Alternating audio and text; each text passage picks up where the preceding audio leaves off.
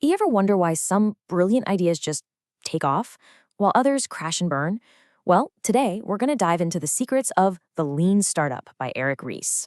It's this revolutionary way of thinking about how to build successful products by, believe it or not, turning all that uncertainty into your biggest advantage. I mean, it really all comes down to this one big question. We've all seen it, right? Countless startups, new products launching with huge hype, only to just vanish a few months later. So why does that happen? The lean startup actually gives us a really powerful answer, and even better, a solution. Okay, so the root of the problem? It's what the book calls the guesswork trap. You see, for the longest time, the way we've been taught to build new things, well, it's been based on a really flawed, super risky assumption.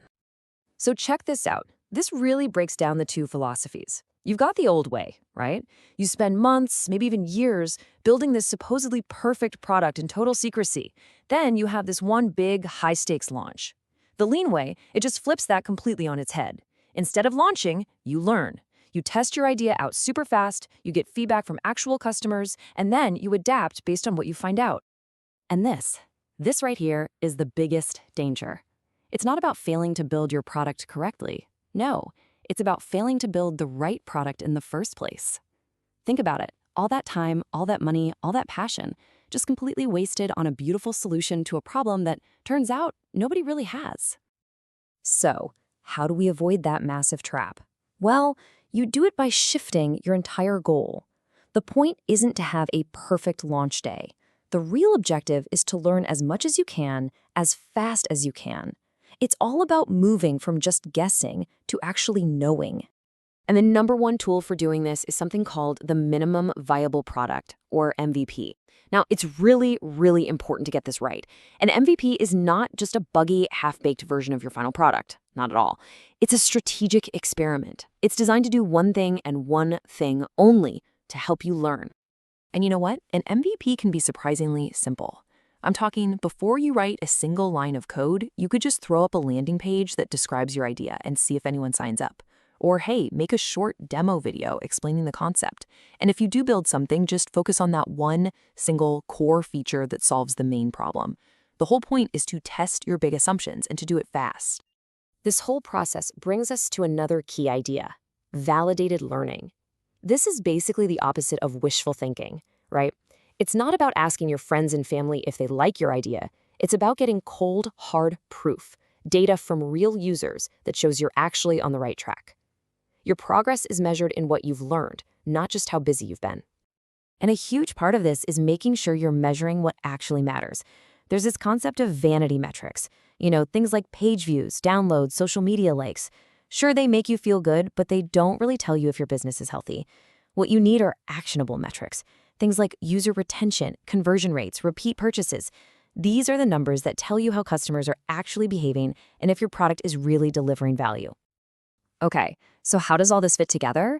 It's not just a bunch of random experiments. It's actually a systematic engine for innovation, and it's all powered by this simple but incredibly powerful feedback loop. This right here, this is the heart and soul of the lean startup. It's the build, measure, learn loop. It's super simple. Step 1, you build an MVP to test one of your ideas. Step 2, you measure how customers respond using those actionable metrics we just covered. And finally, step 3, you learn from that data. Did it work? Did it prove your idea? Or does it tell you that you need to change course? And here's the kicker. You don't just do this once. The whole goal is to spin through this cycle as fast as you possibly can.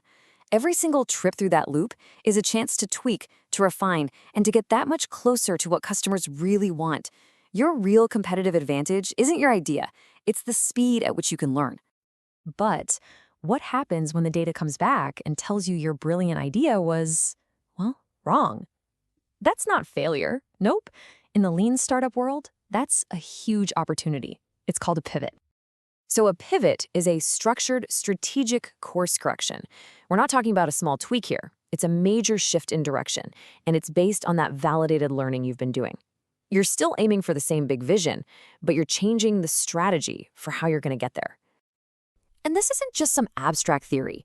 Some of the biggest companies you know are the result of a brilliant pivot. Take Instagram. It actually started as a check-in app called Bourbon. But the founders noticed that people only really cared about one thing, the photo filters. So they pivoted. They dropped everything else and focused just on photo sharing. Or Airbnb.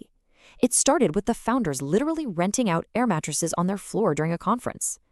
Both of them found insane success because they paid attention to the data and had the guts to change direction. And that's the key thing to remember. A pivot isn't giving up. It's intelligently steering. You're using everything you've learned to find a better, more sustainable path to success. Now, I know this whole thing was born in the world of Silicon Valley tech startups, but these principles, they apply everywhere. This is basically a modern playbook for innovation, no matter what field you're in. The methodology even gives you a framework for how to grow once you've found what works. It identifies 3 different engines of growth. You've got the sticky engine, which is all about keeping customers around, the viral engine, where your users do the marketing for you through word of mouth, and the paid engine, which is, classic advertising. Figuring out which engine is right for your product is absolutely crucial for scaling up. So really, it doesn't matter if you're working in a huge corporation trying to launch a new product, or if you're just an individual with an idea for a side hustle. This mindset, this focus on rapid experiments and learning from your customers, it's what helps you avoid that massive waste of time and money and lets you build something that people actually want. So what are the big takeaways you can apply today? It's all about realizing that innovation isn't some big bang launch. It's a continuous process. You got to launch quickly with an MVP, treat every single one of your ideas like an experiment, use real actionable metrics, not those feel-good vanity ones. Be ready to pivot when the evidence tells you to, because that continuous cycle of improvement, that is the real path to innovation. If you remember just one thing from all of this, let it be this quote. It just perfectly sums up the entire philosophy. It's a powerful mantra for anyone, anywhere trying to build something new.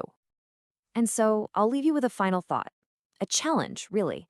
Instead of just dreaming about your big grand idea, what's one small core assumption about it that you could actually test this week? What's a tiny experiment you could run to start that build, measure, learn loop right now?